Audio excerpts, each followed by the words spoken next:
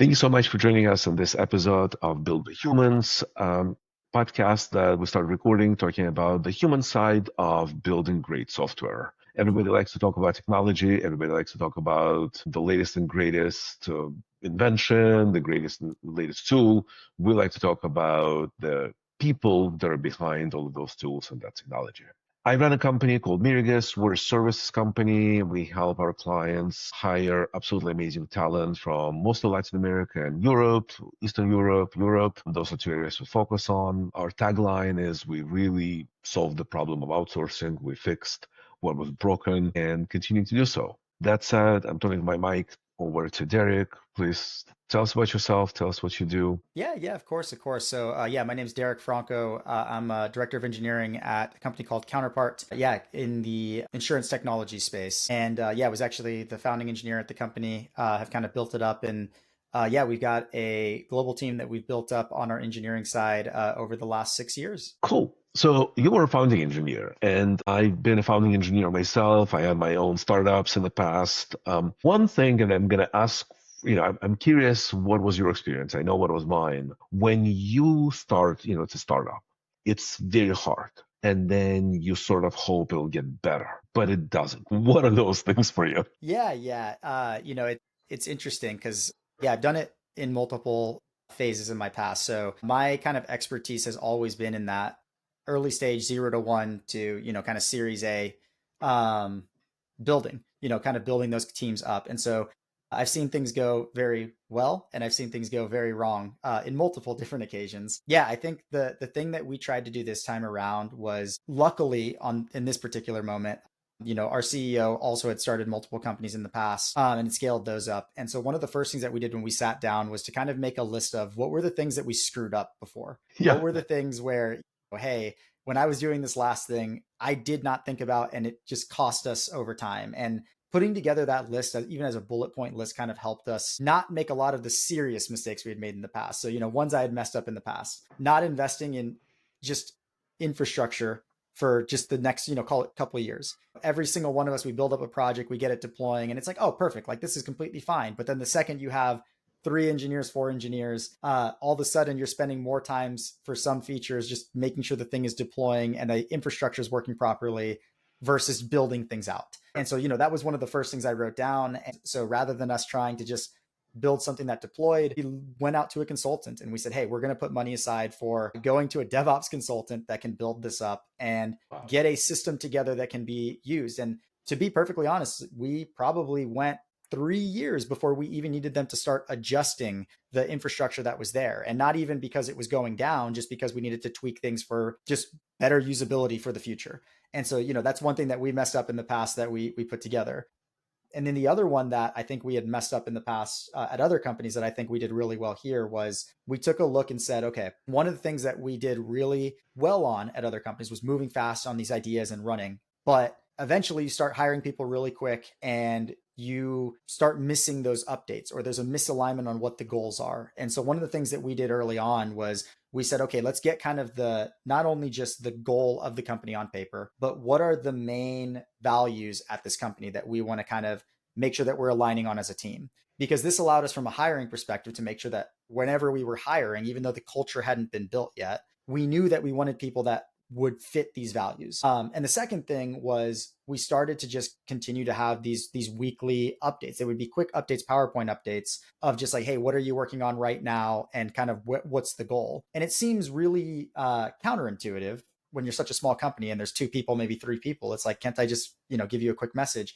But by starting that process, as we started hiring people and those 3 people went to 8 people and those 8 people went to 20 people, we had to adjust how those meetings went. But that standard and that practice was still there to make sure that people were getting the updates to learn what was happening. So, those are just a couple of the things that we had messed up pretty early on that we were able to adjust over here. And not to say that we didn't make any mistakes after that, but just trying to learn from as many mistakes as we had in the past. Yeah, it's interesting. So you touched on something. I spent many years, and I still do, advising. Used to be called consulting. Really, I think there's a difference between advising and consulting. Yeah. So I do more of advising role, And a lot of people you talk to, and so my sweet spot is not the 0 to 20, it's probably more like 20, 30 to 100, 200, right? It's taking it to the next level. And, people come in and they talk to you and they go, we have this problem. Oh my God. And you're listening and, I'm smiling. And sometimes they go, you're smiling. Like, yeah, because you think it's a problem. I hear this every single day, right? It's Yeah. not unique. It's and exactly what you touched, right? It's the pain of not planning before. And Yeah. funny, as a at Mirigos at our company, we talk a lot with hiring managers, and we want to make sure we understand what kind of person they're looking for, and that goes with values, that goes with is it a hands-on role? Is it a Yeah. design role? Like, what are we really looking for? Stuff that you can't put on paper. It's just not, it doesn't go on paper. And I hear this a lot. We're a startup. We can't spend too much time in planning. We got to move things fast.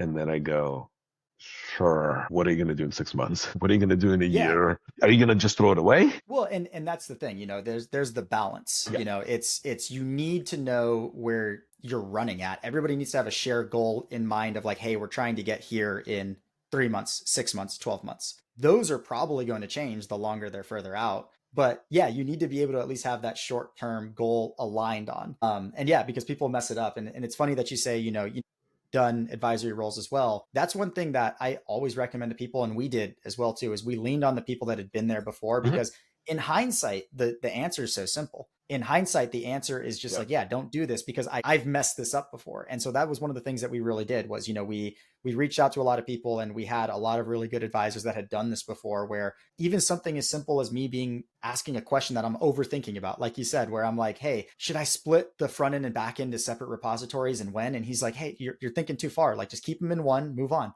Right. And it's like just something as simple as that, where it's like I could have spent a day or two just mulling over that little choice, and it's like, well, that's really not that big of a deal until later on. Like, just move on. It's actually an excellent point. People think of consultants and advisors as in they're going to come in and they're going to make our life miserable, more difficult. Where in reality, sometimes all we do is we say, just move on. Don't waste Yeah, your time on it. It's exactly. not important. No, exactly. And I think that's the main thing is, I think one thing that people underestimate is the amount that most people really kind of want to help others and help them not make the same mistakes that they did. And so yeah, even if you don't have that network, like we were very lucky to have a network that we could reach out to for people that had done this before on the technical side. But I mean, there were people where as especially as we started going to product roles where I had a lot less experience on. I started reaching out to a lot of people that were just, in second connections on LinkedIn, or people that were kind of posting things all the time to be like, hey, I'm hiring we're hiring our first big project person. What should I be looking for? And, I was able to reach out to a couple of people that I had never met before. And, they were just willing to take, 45 minutes of their time to kind of talk me through what we should be looking for, what we shouldn't be looking for. And yeah, so I've done that multiple times too. And it's something I recommend to people, especially as they're building, which is if you're not 100% sure, it may take a little bit of email, it may take a little bit of kind of reaching out, but you can usually find people that are willing to sit down and talk and yeah, help you if they've been there before. You touched on something interesting. And when you start talking about building the team, where the culture wasn't built yet, but we knew what our values were. Cultures and values are not the same thing, even though they're directly related. How do you find defining those values, defining that foundation, and later building culture around it, especially when you're dealing with distributor teams? And Yeah. I'll make it more complicated, right? I'll let you talk through it. When you're dealing with international, right? Even within the United States, there's a difference between the East Coast and the West Coast, right? Yeah. There's just fundamental difference. But now you go international, be it Europe, Asia, Latin America, doesn't matter. That adds on to it. How do you do that? How do you manage it and build on it? Yeah, it is very interesting. And it's something that we've had to go through multiple times. I would say that when it starts out and we were putting just the values on paper, it was okay, what are the things that the people that are here agree on that we should be focusing on? So this was, and not to go into all the values, but just focusing on, being entrepreneurial, focusing on over communication, focusing on, making sure that we're not burning out. Like, this is a marathon. We're not trying to kill each other through all hours. Like, just putting those on paper was enough to kind of set the base tone to make sure that we have a check-in. And then, yeah, as we hired, it was okay, who would fit within the people that are here, the people that are working with. So, for me, I had worked with some people, for lack of a better term, that were just complete assholes in the past, and it made work horrible. And so that was my big thing, is like, as I'm hiring, I'm like, I'm looking for this person. Are they someone that like needs the attention and needs to do this, and or are they trying to be collaborative? And so that kind of became the built piece of like what I was looking for and built our fundamental team around. Now, the interesting thing, going to your point of like, how do you do it across cultures? That's something we really had to learn over time. Because, like, for example, when we hired, just as you said, if I hired somebody in New York and LA, we could speak to each other really, really well. And you could have a lot of honest conversations versus like if I hired somebody that was like born and raised in the South, like they may have things where it's like, oh, like they may not feel comfortable saying this or Hmm. feel comfortable doing this. And so you got to kind of work to like, no, we need that honesty piece. And you see that in other cultures as well too. We learned that in some places, like, the Brazilian culture, you never want to kind of give the bad news. So it's like, yep, things are going great, even if they're not. And that led to us really having to kind of put in our hiring process the multiple times that we had to kind of reinforce, hey, we want you to be open and honest here. Hmm. Like, you are not going to be in trouble by saying something is wrong. I just want to know something's wrong as early as possible.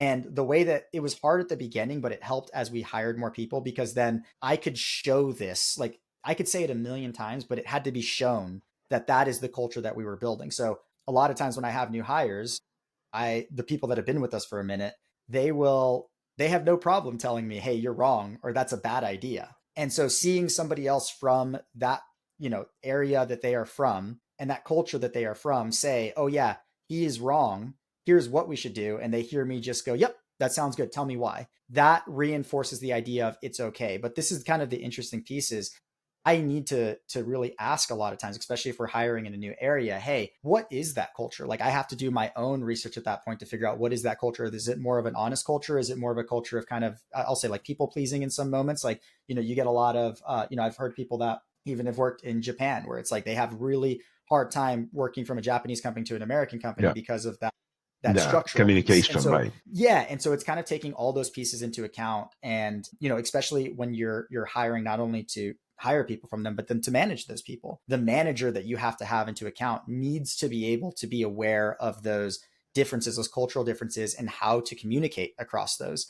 And it adds another layer to it, but it's something that I think is extremely powerful, because when you are able to have, I mean, there are people that are incredibly talented all over the world. And when you're able to hire these high performing people from all over the world, it really does give you a superpower if you do it right. But it all comes down to kind of setting those base foundations from over communication and understanding the culture across the spectrum. Absolutely. It brings up so many memories of people not knowing how to communicate or not Yeah. culturally being able to communicate. Even in the US, right? It's not even like, I remember I was a VP of engineering for a larger company. It was one of the very few jobs I ever had for, larger Fortune 500. So I Yeah. had directors, managers, right, the whole thing. And we hired a new director, and we're sitting in this meeting, and I'm coming up and like, hey guys, I think we should do this, sort of giving them ideas. And this one person who just, hired recently, yep, yep, yep, yep. And there are three other people, directors, that have been with me for a long time. One of them worked for me before, and they're like, nope, nope, nope, that's not gonna work. That's not gonna work. Slowly, I noticed this guy's just irritating me.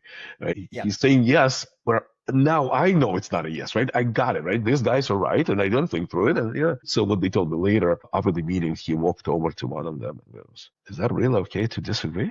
Is that Yeah. okay to say he's wrong? He's my boss." And this was the guy that worked for me before. He was like, he doesn't need people to say yes. He knows he's right already. We need to tell him so he's 100%. wrong. So he's gonna, we're gonna convince him he's wrong, and he's fine with that. And that's in the U.S. Other cultures, without even going into specifics, it's very different. Like, I find Eastern Europeans, they're the opposite. They'll say Yeah. no to Oh yeah. absolutely everything. They'll tell you right away. Yeah, Yeah. they're like, no. Why? Because we can do it better. Okay. Well, and that's the piece. It's like understanding and knowing those pieces, that's really the unlock. And like I said, it is a superpower, because then as you bring those cultures together and you have somebody that can manage those pieces, it helps unlock both of those sides. Like, we've worked with people that, like I said, have been in a culture of like, okay, hey, we just got to say yes to them. And we've been in people, just like you said, Eastern European, that are more of like, no, they're going to be more direct with you. Yeah. New York, they're going to be a little more direct with you. Yeah. And putting those together and showing and leading by example, this is what we want to do. You see those kind of align and everybody feels more open. But it all kind of comes back to your original question of like, how do you build that culture? It starts from the top. Like, as you Oh, are hiring absolutely. it, you have to really, really be you have to really be focused on making sure that, hey, this culture that we are building needs to be open, and they need to be able to communicate this. And anybody that I'm hiring, if they're not going to feel comfortable doing it, or I'm trying to hire a manager that's going to run this team, they need to be able to set that tone and to show them that it's okay, not just,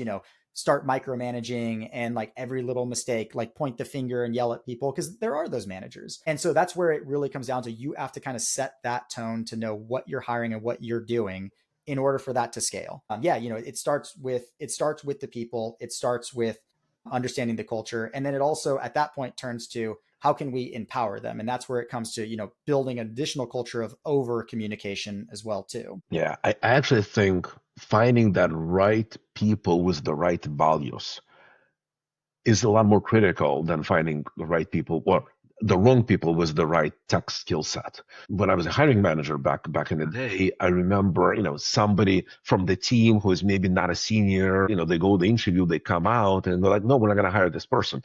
I will never forget this. This is a true story. So a guy who worked for the company for a long time, but it was his first job. He was there for maybe 4 or 5 years. So he was relatively senior, knew the company, but that was his only exposure after college. And we interviewed somebody, and this person comes out. So everybody comes out like, yay or nay, right? We'll talk later, but yay or nay. And he goes like, absolutely no. There's no way we're hiring this person. I'm like, why? And it was for a QA engineer. I said, why are we not hiring this person? And he goes, well, she doesn't know Jira. And I looked at him. I thought he was joking. I seriously thought he was joking. I said, okay, what else? No, that's it. Everything else she knows fine, but she doesn't know Jira. That's what we use. Then I looked at him and said, well, we brought in Jira into the system, but a year, maybe 2 years before. Did you know Jira before that?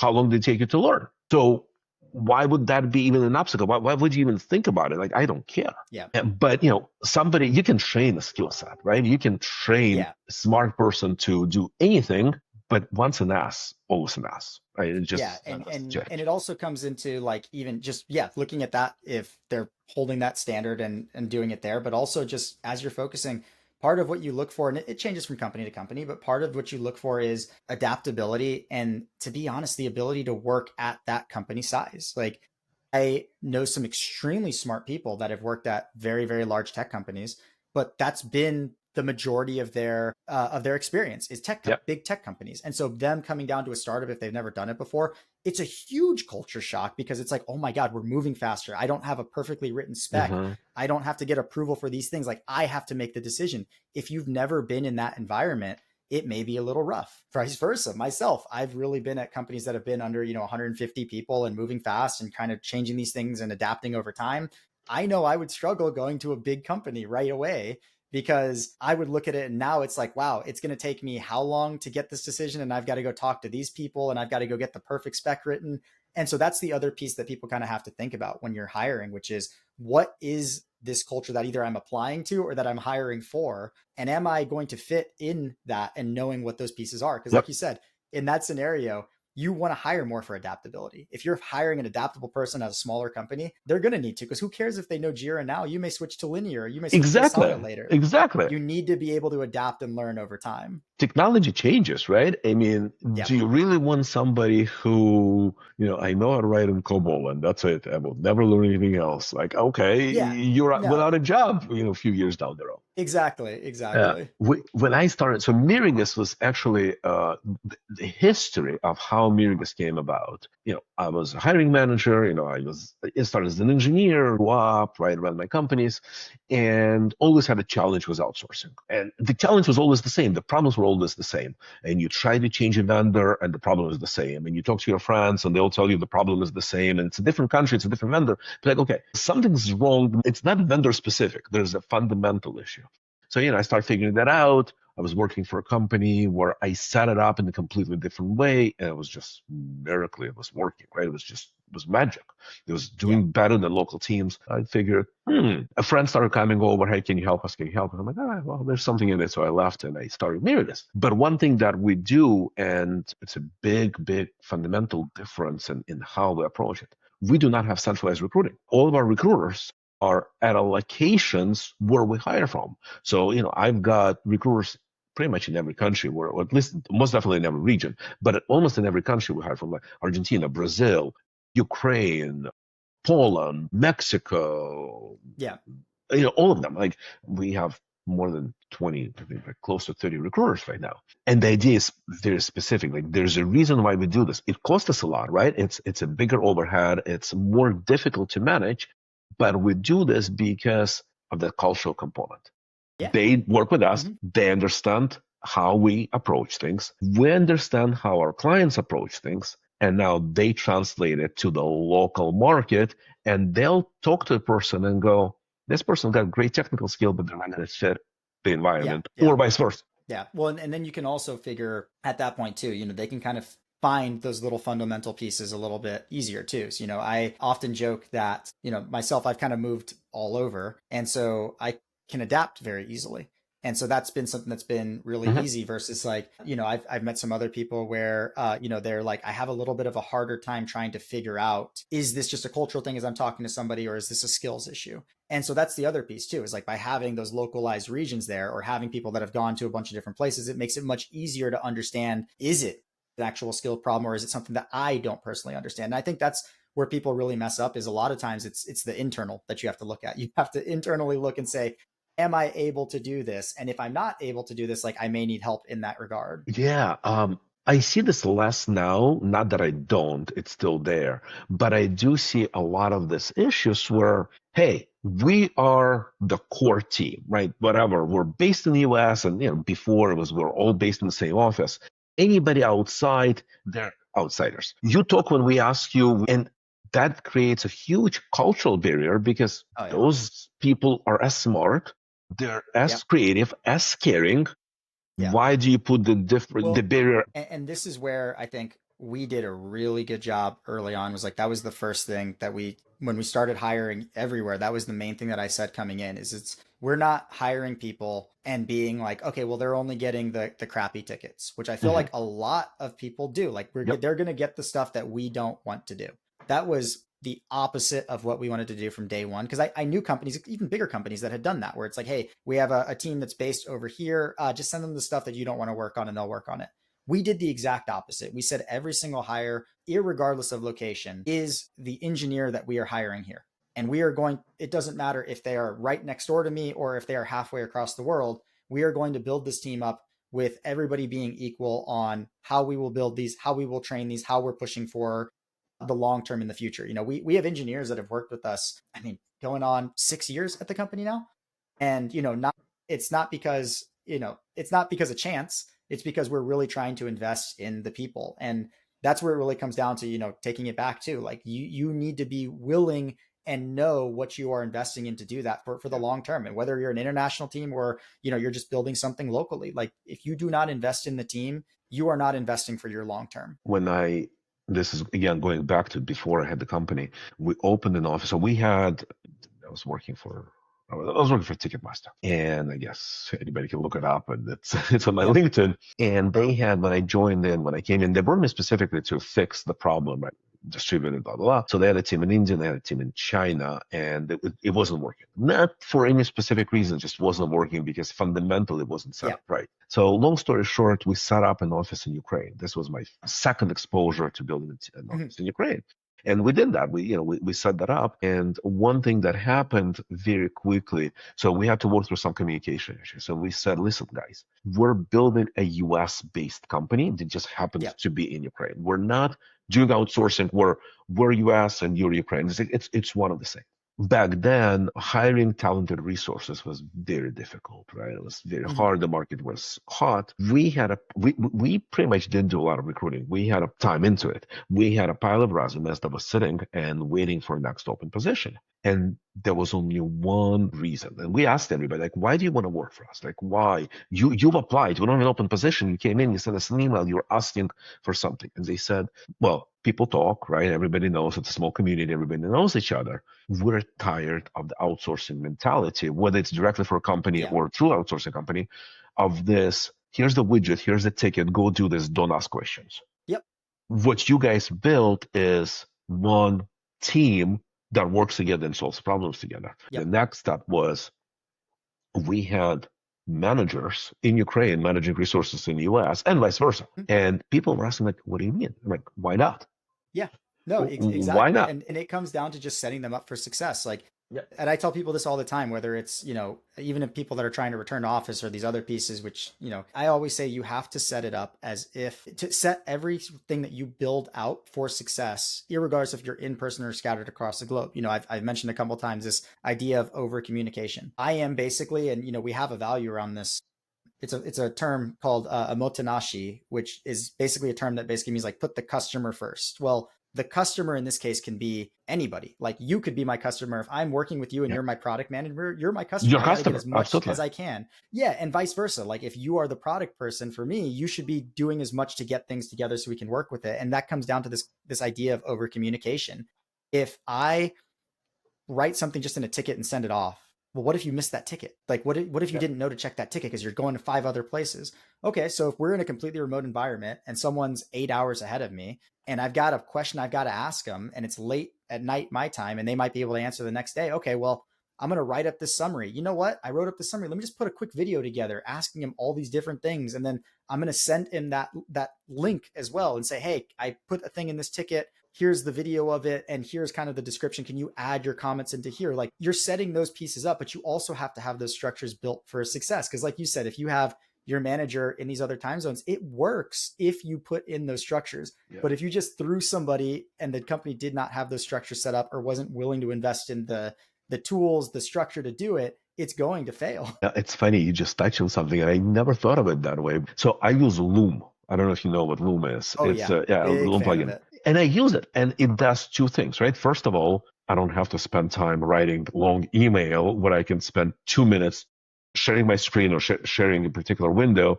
and just saying, this is what needs to be done, this is what happens.